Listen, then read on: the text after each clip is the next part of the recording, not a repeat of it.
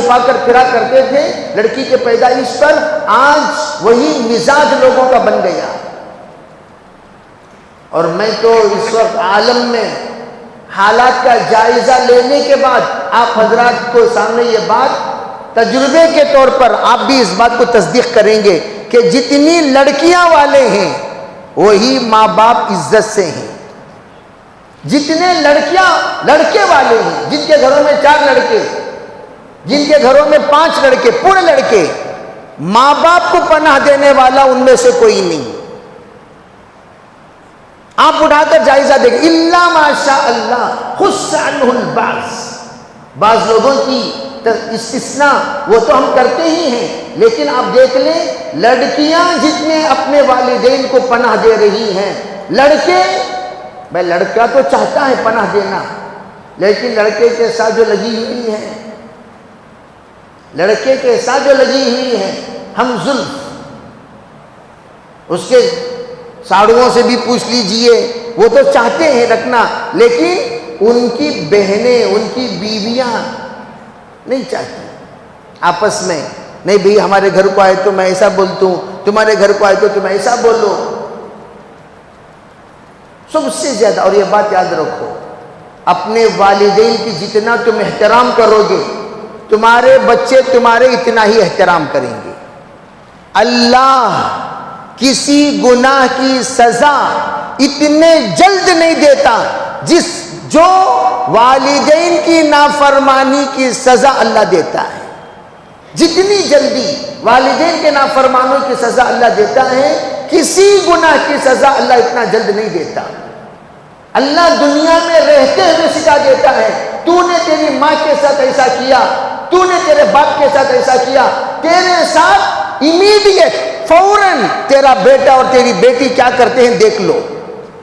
اگر کوئی کہتا ہے نہیں ہمارے گھر میں بیٹا ایسا، ہمارے گھر میں بیٹی ایسی، جناب والا آپ کے کیے ہوئے اعمال کا یہ بدلہ ہے۔ اپنے ماں باپ کے ساتھ تم نے کیسے سلوک کیا، اسی طرح کا سلوک تمہاری اولاد تمہارے ساتھ کرے گی، بلکہ اس سے بدتر۔ اس لیے یہ تمنا چھوڑ دو، نیک صالح اولاد مانگو، لڑکا ہو یا اللہ نیک صالح دے، لڑکی ہو نیک صالح دے، نیک صالح مانگا کرو۔ اللہ تعالیٰ اگر اولاد کو نیک صالح بنا دیا، زندگی میں وہ سکون کے سبب بن جائیں گے، راحت کا سبب بنیں گے، عافیت کا سبب بنیں گے، عزت کا سبب بنیں گے، شان کا سبب بنیں گے۔ الغرض میں یہ عرض کر رہا تھا کہ لوگوں کا ایک مزاج، وہ کیا کہ منحوس سمجھنا۔ کوئی لڑکی، کوئی عورت پیدر پہ لڑکیوں کو جنم دے رہی ہے تو اسے منحوس سمجھتے ہیں۔ کوئی شادی ہوئی اور گھر میں کسی کا انتقال ہو گیا، فوراً منحوس سمجھتے ہیں۔ یہ منحوس شوم کہا جاتا ہے، شوم۔ آپ نے فرمایا کہ یہ دماغ سے نکال دو، نحوست، نحوست کسی میں نہیں، نہ اوقات میں نہ ایام میں۔ جیسے محرم میں شادی کرنے کو لوگ جرم سمجھتے ہیں، جرم سمجھتے ہیں۔ حضرت فاطمہ الزہرا کا نکاح کب ہوا؟ خود نبی اکرم صلی اللہ علیہ وسلم نے کتنے نکاح محرم میں کیے؟ نحوست، نحوست انسان کے خود کے اعمال ہوتے ہیں، ایام نہیں ہوتے، سال نہیں ہوتا۔ بھئی یہ پہلا سال ذرا شان سے گزار لو، پورا سال۔ اگر پہلا سال آپ نے شان سے گزار لیا، جیسے محرم ہمارے اسلام کا پہلا سال ہے، پہلے سال میں آپ نے بہتر سے بہترین طریقے سے گزار لیا، نیت یہ کی جا سکتی ہے قسط اول ہم نے بالکل سیدھا رکھا ہے، اللہ تعالیٰ انشاءاللہ آخری تک بھی ہمیں سیدھی زندگی گزارنے کی توفیق دے گا۔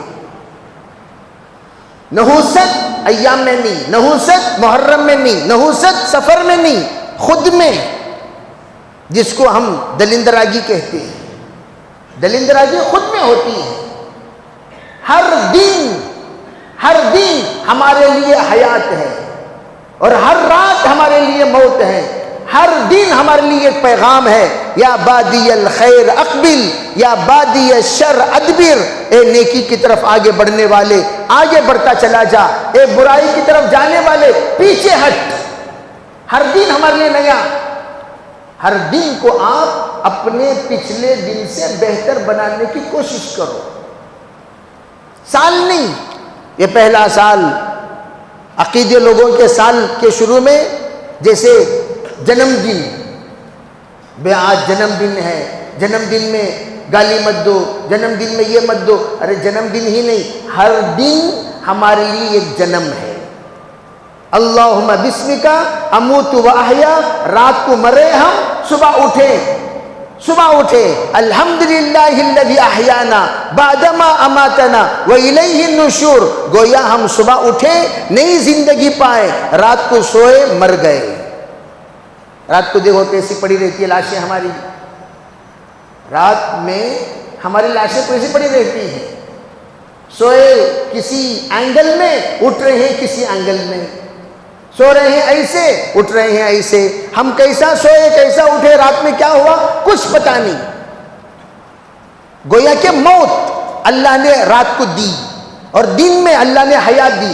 ہر دن اللہ تعالیٰ کے سامنے یہ نیت کرتے ہوئے اٹھنا چاہیے، آج کا دن یا اللہ پچھلے دن سے بہتر بنا. پچھلے دن میں 5 جھوٹ بولا، آج میں جھوٹ نہیں بولوں گا.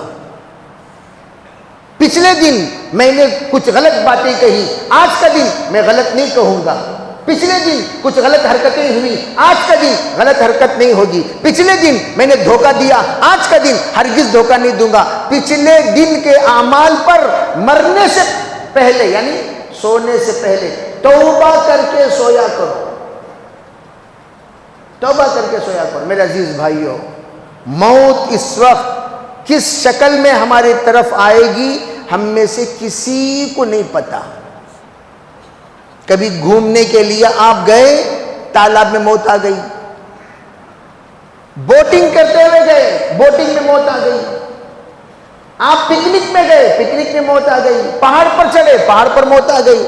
سواری میں ہیں، سواری پہ موت آ گئی. موت کہاں آئے گی کسی کو نہیں پتا.